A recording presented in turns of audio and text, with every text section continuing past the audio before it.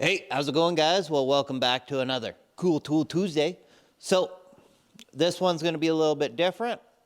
So I want to get back to this project here, and I want to show you guys a little tip.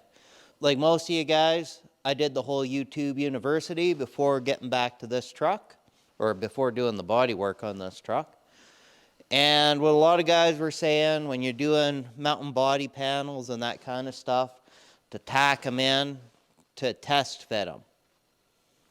That got me more frustrated and angry, started smashing stuff. Here's the tip for it right here. Wafer screws. The simple, humble little wafer screw. Now, I didn't even think about this. I've been working with sheet metal for years, with doing either tin bashing or working with steel stud in construction. Never thought about using wafer screws for mounting body panels. Absolute game changer for me. Made life way simpler. Way more better gooder. So wafer screws. Why doesn't anybody teach that in the YouTube University? Wafer screws.